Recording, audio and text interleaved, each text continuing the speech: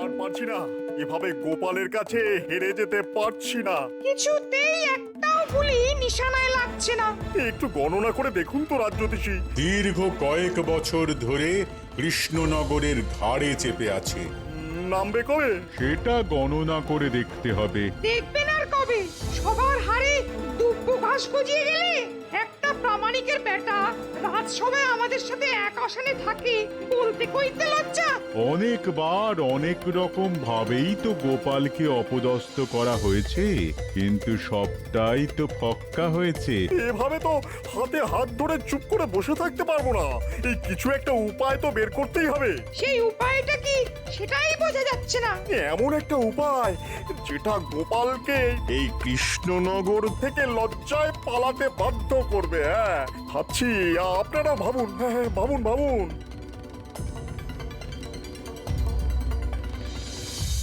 উজির, মহারাজ কৃষ্ণচন্দ্র অনেকগুলো চিঠি পাঠিয়েছিল। হ্যাঁ হ্যাঁ জাহাপনা, অনুদানের জন্য আবেদন করেছিল। হ্যাঁ, গত বছর খরাতে কৃষ্ণনগর খুব ক্ষতিগ্রস্ত হয়েছিল। কৃষ্ণচন্দ্রকে এত্তেলা পাঠাও, আমি কৃষ্ণনগরে গিয়ে দুদিন থাকবো, আর ওখানে বসেই আমি অনুদানের অর্থ প্রদান করব। জো হুকুম জাহাপনা, আমি এখনই খবর পাঠাচ্ছি।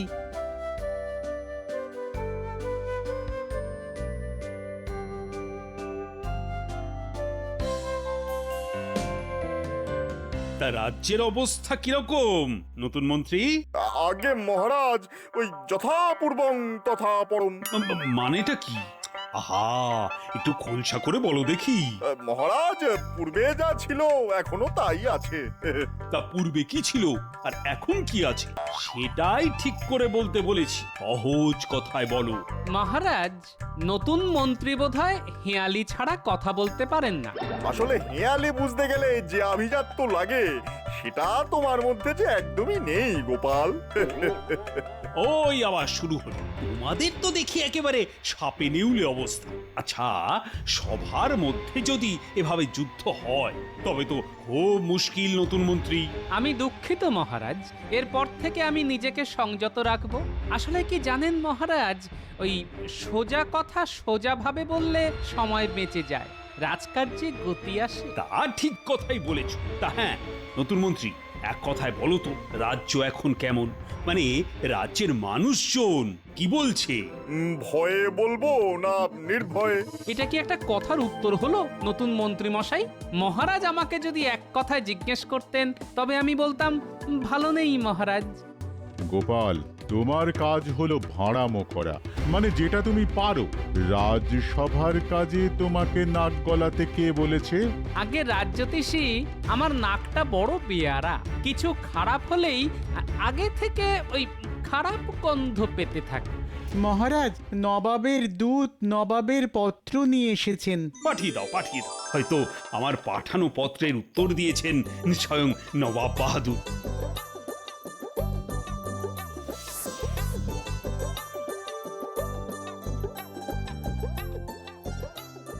মহারাজের জয় হোক। বলো বলো, কি সংবাদ? এই নিন নবাব বাহাদুরের ইত্তেলা।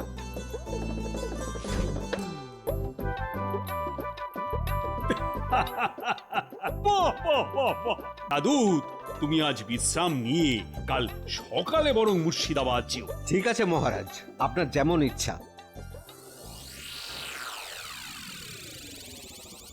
শোনো সবাই, নবাব বাহাদুর আসছেন কৃষ্ণনগরে কাল রাতে।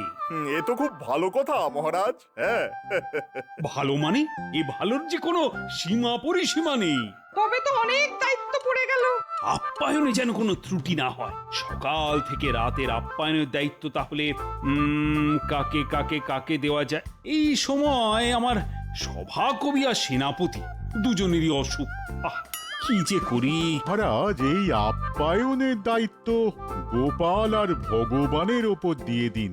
নবাব বাহাদুর গোপালকে পছন্দ করে, আর আমাদের নতুন মন্ত্রীর সাথেও আলাপটা হয়ে যাবে।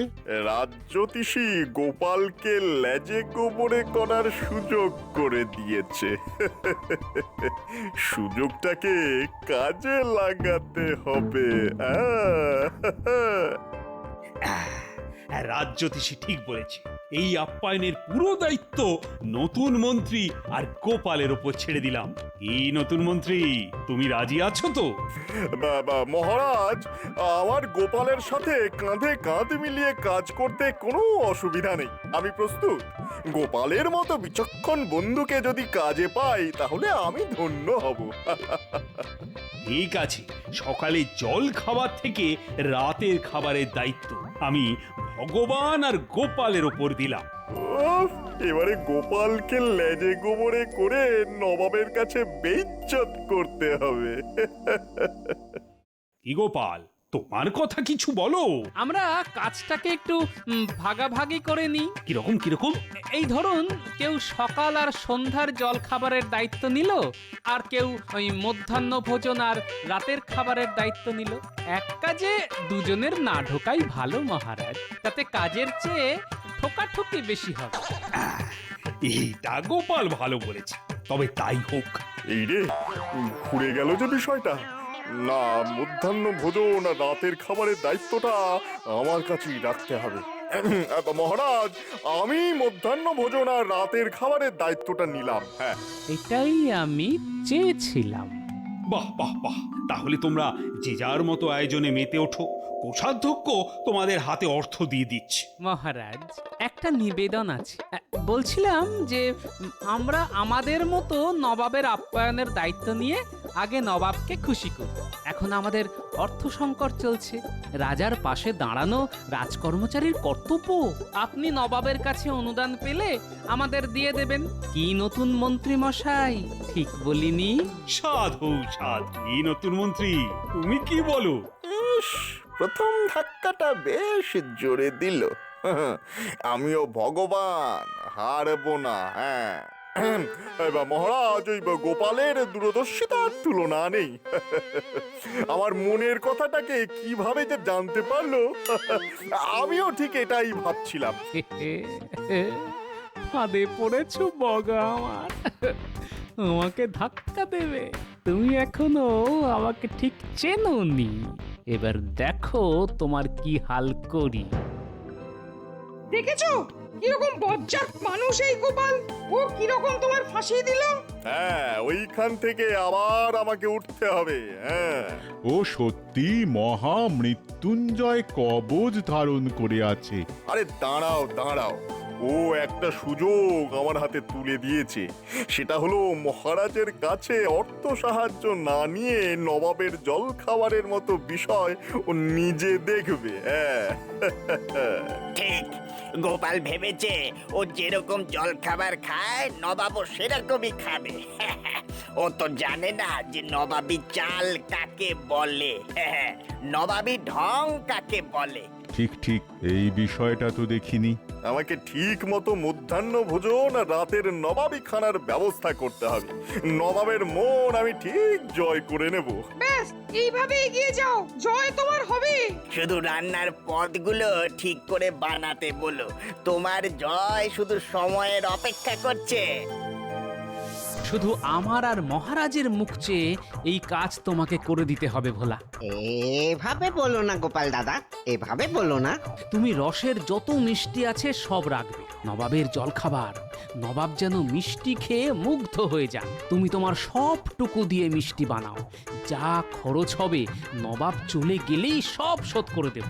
আগে নবাব খুশি হোক, তারপর যা হবার হবে। উজির, আচ্ছা বলো তো, কৃষ্ণনগরের সেরা জিনিস কি? আগে গোপাল, কি আবাদ, একদম সঠিক কথা বলেছো। ওই রকম একটা মানুষকে যদি আমি আমার দরবারে রাখতে পারতাম। যাক ও কথা। দূত, এই কৃষ্ণচন্দ্র খবর নিয়ে এসেছো? এসেছে জাহাপানা। ডাকো তাকে। প্রহরী, প্রহরী, দূতকে খবর দাও, নবাব বাহাদুর ডাকছেন। গিন্নি, আরে এই নাও গো বাজারের থলি, ইলিশ মাছ এনেছি, ডিম ভরা। ও মা, ইলিশ! কি ভাগ্য আমার! এবেলা ভাজা ইলিশের তেল দিয়ে মেখে এই ভাত খেয়ে রাজসভায় যাব।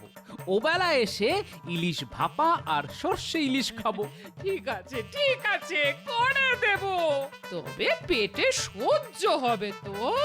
কেন কেন এই কথা বলছো কেন? না মানে মেঘে মেঘে যে বেলা হচ্ছে সে খবর আছে গো, এখন একটু জিভে লাগাম দাও। হ্যাঁ ওই ওই ওই বয়সের খোঁটা দিচ্ছ তো।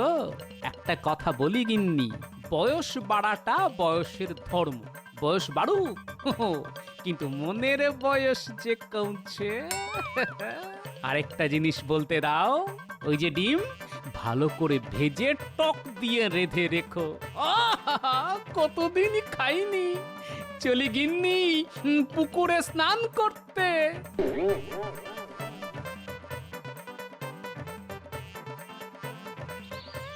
এই আয়োজন সম্পূর্ণ নতুন মন্ত্রী। বর্ধমান থেকে খুব ভালো পাচক এনেছি, আমার বাড়িতেই রান্না হবে। হ্যাঁ, গোপালকে টেক্কা দিতে হবে কিন্তু। গোপাল আমার কাছে হেরে গেছে। ও কি জলখাবার খাওয়াবে কে জানে। মধ্যাহ্ন ভোজন যাতে ভালো হয় সেটাই আমাকে দেখতে হবে। হ্যাঁ, এবার আমি দেখতে পাচ্ছি গোপালের ভবিষ্যতে একটা কালো গ্রহ খুব দ্রুত এগিয়ে আসছে। আনন্দ করো সবাই। তা খাদ্য তালিকা কিছু করেছেন নাকি নতুন মন্ত্রী মশাই? হ্যাঁ, সব বাদশাহী খানা, নানা স্বাদের। নবাব বাহাদুর খুশি হতে বাধ্য একেবারে। আজ রাতে 3 রকম মোগলাই খানা থাকবে। হ্যাঁ, আজ রাত্রেই বিড়াল মেরে দেবেন নতুন মন্ত্রী। হ্যাঁ, কাল সকাল থেকে যেন নবাব আপনাকেই খোঁজে।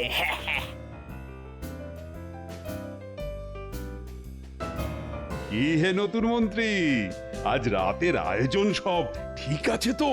ভগবানে ভরসা রাখুন মহারাজ। ভগবানে অচলা বিশ্বাস আছে আমাদের। শুনে ভালো লাগলো মহারাজ। এ ভগবান ওপরে থাকেন, সবার ভগবান। আমি ওই ভগবানের কথা বলেছি। দারুণ বলেছো গোপাল। তবে আমাদের নতুন মন্ত্রীও কিন্তু খুব কাজের, কি বলো? হ্যাঁ হ্যাঁ হ্যাঁ, খুব কাজের। তবে আমি ওনার কাজের বিচার করার কে? বিচার করবে প্রজারা। দাঁড়াও গোপাল, নবাবের কাছে তোমাকে আমি ছোট করে এই কৃষ্ণনগর ছাড়া যদি না করি তো আমার নাম ভগবান নয়। হ্যাঁ,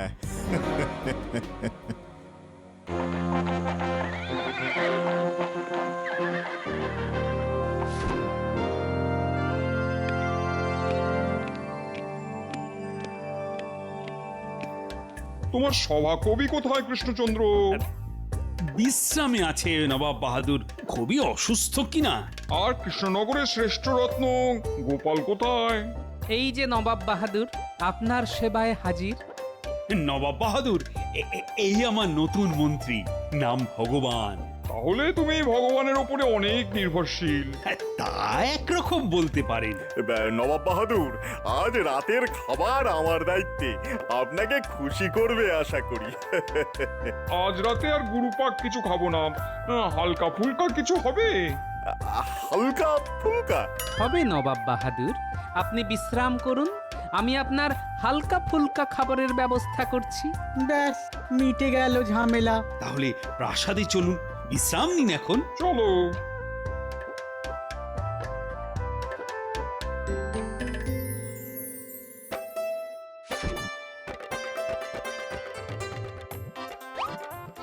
এই নিন নবাব বাহাদুর।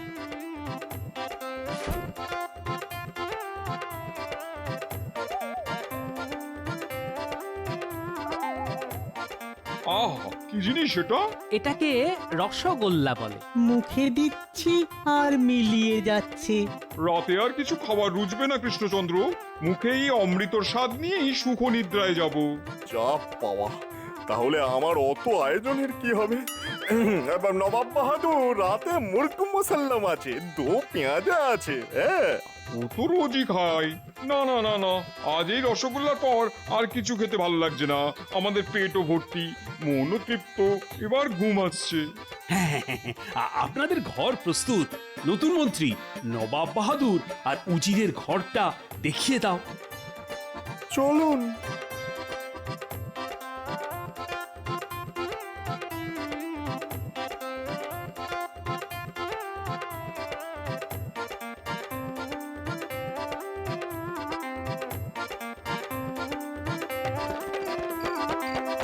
ভোলা, তোমার মিষ্টির তো খুব প্রশংসা করলেন নবাব বাহাদুর। হ্যাঁ, তোমার মুখে এইটা শুনবো বলেই তো বসে আছি গো গোপাল দাদা।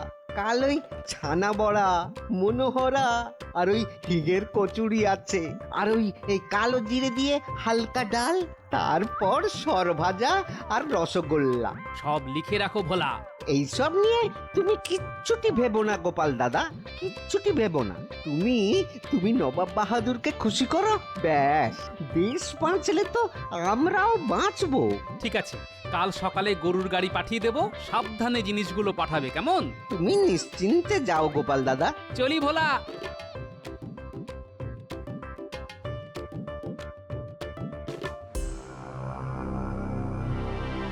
কোথা থেকে কি হলো? এই রকম যে হতে পারে সেটা ভাবতেও পারিনি। মহামৃত্যুঞ্জয় কবচ, ওকে হারানো দুঃসাধ্য। এই তো বললেন একটা কালো গ্রহ আসছে। দূর, আপনার গণনার উপর কোনো আস্থা নেই। না না, কাল সকালে সব ঠিক হয়ে যাবে। হ্যাঁ, তার আজকের খাবারগুলোর কি হবে? আমরা খেয়ে নি, খাবার নষ্ট করা উচিত নয়। ঘ্রাণে তো অর্ধেক পেট ভরেই গেছে, বাকিটা খেয়ে ভরাই। ও ভগবান, ভগবান রক্ষে করো, রক্ষে করো, রক্ষে করো।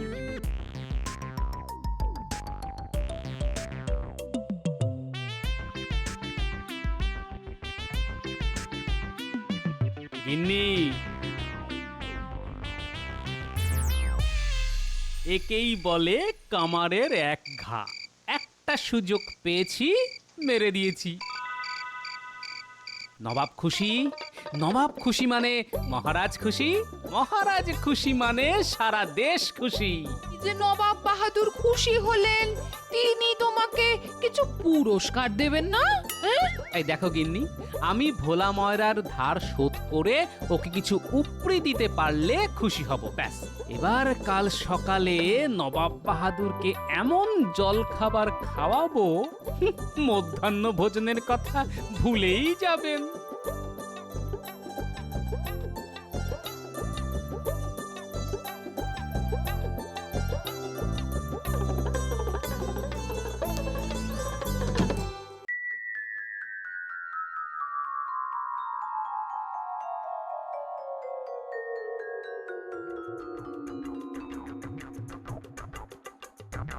আহ, কি সুন্দর, কি স্বাদ, মুখে দিলেই মিলিয়ে যাচ্ছে। আজ সকালের খাবারটাও খুব বেশি হয়ে গেল।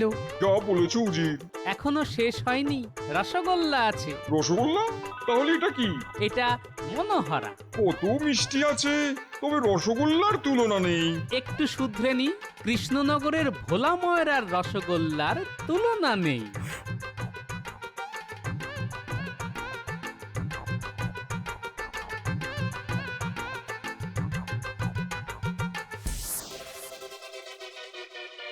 সব শেষ, আর কিচ্ছু হবে না। আমার ভুলে আমি হারলাম। ও আমাকে জল খাবারই মেরে দিল। নষ্ট হবে কেন, আমরা তো আছি। ভগবান, ভগবান। গোপাল, তুমি তো নবাবকে একেবারে তোমার ঝোলায় পুরে নিয়েছো। শোনো সবাই, নবাব বাহাদুর আমার আর্জি মেনে নিয়েছেন, উনি অনুদান দিয়ে দিয়েছেন। রাজকোষ এখন পূর্ণ, আর পুনর্বাসন দিয়ে দেব চাষিদের। গোপাল, তোমার জল খাবারের জন্য ভোলার কাছে যা যা ধার আছে তা মিটিয়ে দাও। কোষাধ্যক্ষ, বলুন মহারাজ, বলুন। তুমি গোপালের হাতে 500 স্বর্ণ মুদ্রা দিয়ে দাও। মহারাজ, রাজকোষের অর্থ রাজকোষেই থাকুক। নবাব বাহাদুর যদি খুশি হয়ে কিছু দেন, সেখান থেকে আমি ভোলার ধার মিটিয়ে দেব। কি কুচুটে বুদ্ধি, আবার মারলো। খুব শিক্ষা হলো আবার।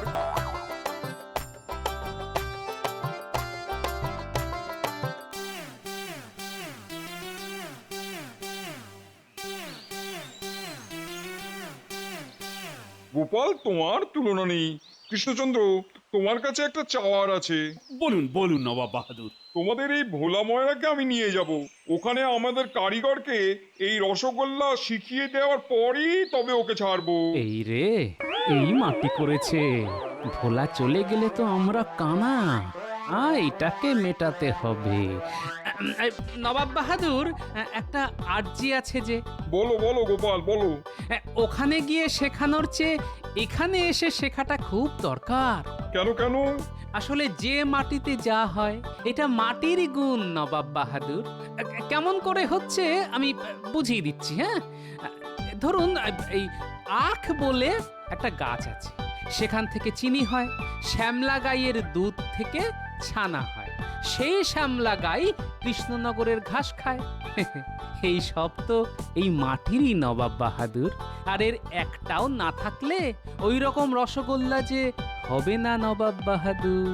তাহলে উপায়? আমি তো রসগোল্লা ছাড়া থাকতে পারবো না। উপায় একটা আছে, আপনাকে প্রতিদিন 10 হাঁড়ি করে রসগোল্লা পাঠাবো। তাহলে তো কথাই নেই। তবুও আমি আমার এক কারিগরকে পাঠাবো। এই রসগোল্লা দিকে দিকে ছড়িয়ে দিতে হবে। গোপাল, এই নাও, তোমার আপ্যায়নে খুশি হয়ে 2000 স্বর্ণ মুদ্রা দিলাম। আর এইটা আমার তরফ থেকে তোমাদের ভোলা ময়রাকে 1000 স্বর্ণ মুদ্রা খুশি হয়ে। তাহলে কৃষ্ণচন্দ্র, মনে থাকবে তো, প্রতিদিন 10 হাঁড়ি রসগোল্লা। আপনি মুর্শিদাবাদে পৌঁছন, দেখবেন রসগোল্লা ঠিক পৌঁছে গেছে। চলো উজির, এবার আমরা যাই। সব ভালো তার, শেষ ভালো যার।